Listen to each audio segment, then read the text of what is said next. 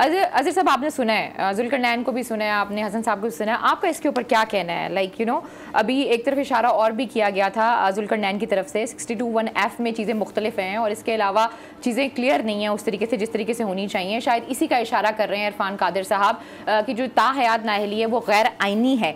सो आप इसको किस तरीके से देखते हैं? और जो हसन साहब ने बात की है कि देखें राइट देना चाहिए, ताहयात नाअहली शायद थोड़ा सख्त है, ये नहीं होना चाहिए। बहुत शुक्रिया अलीना। वो असल में एक ही सफ में खड़े हो गए महमूद और याद। आपको पता है वो सारे जितने माफिया से पेड़ बांट के करप्शन निकालनी है, मोदी का जो यार है गद्दार है, तो सब बराबर हो गए ना।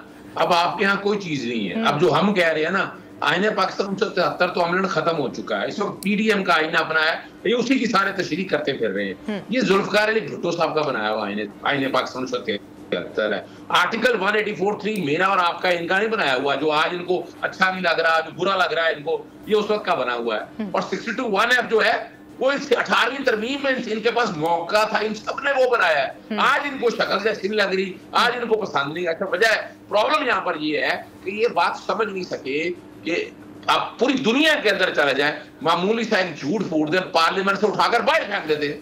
हम पाकिस्तान में पता नहीं कौन सा स्टैंडर्ड, ये सोसाइटल वैल्यूज है। सादक और अमीर आका दुनिया हुजूर नबी करीम सल्लल्लाहु अलैहि वसल्लम का मकसद ये है कि हर किसी को सच्चा और खरा होना चाहिए। एक आदमी कल झूठ बोले, फ्रॉड करे, फ्रेब करे, दोबारा फिर पार्लियामेंट में चले जाए। भाई पार्लियामेंट में तो आने हैं, खिलाफत के कॉन्सेप्ट को सामने रखते साफ और शफाफ लोग आ रहे हैं। अब यहाँ मैं बड़ा हैरान होता हूँ, वो अपना इरफान कादिर साहब हमें आईन और कानून सिखाते हैं, वो क्या बताते हैं जरा ये तो बता देना।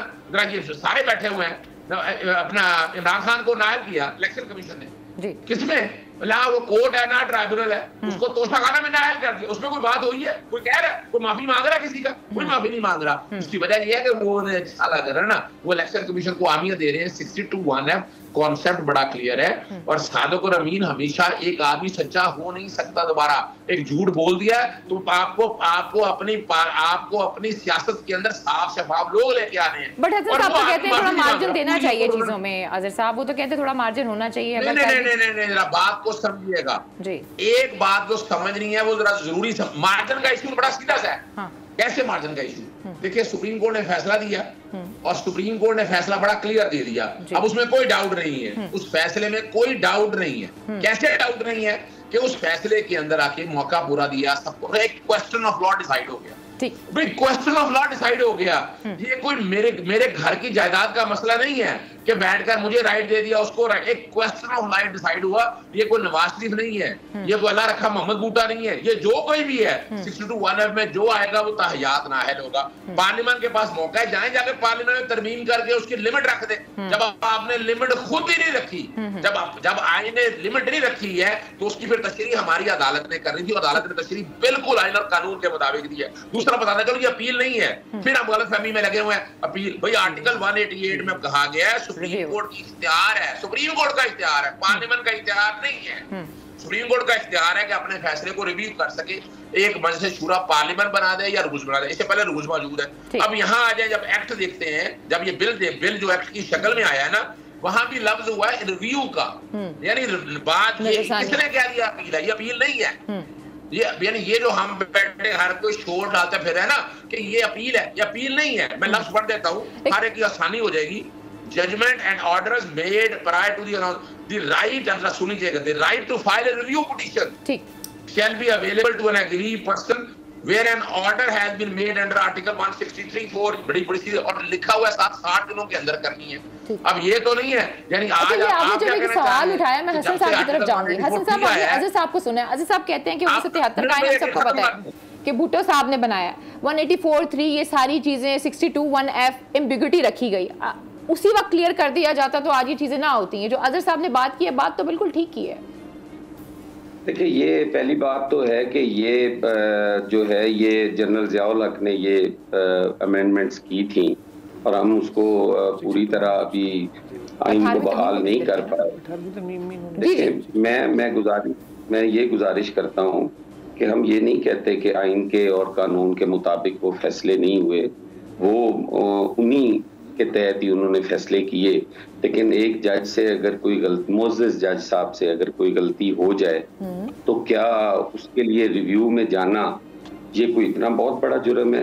इन्हीं अदालतों ने शहीद जुल्फ़िकार अली भुट्टो का अदालती कत्ल किया। उनको बारहा माना भी गया कि वो अदालती कत्ल था, वो हमसे ज्यादती हुई।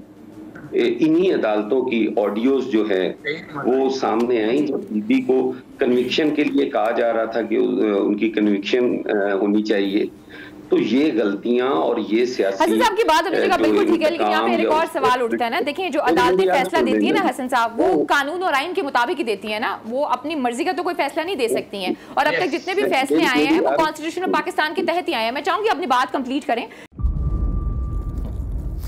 इंतजार था ना, चलो इस बार वो करते हैं जो इससे पहले किया ही नहीं।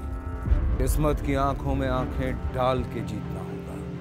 सब में शेर जैसी राह, जर्रा जर्रा भी हर कंटेस्टेंट को लगेगा पहाड़।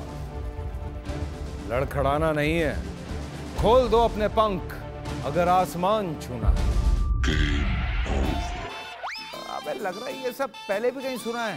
एंटरटेनमेंट की गारंटी जनाब, क्योंकि यहाँ खेलोगे कूदोगे तो बनोगे नवाब। खुश रहो पाकिस्तान। खुश रहो पाकिस्तान, बुध और जुमेरात शाम 7 बजे सिर्फ बोल एंटरटेनमेंट पर।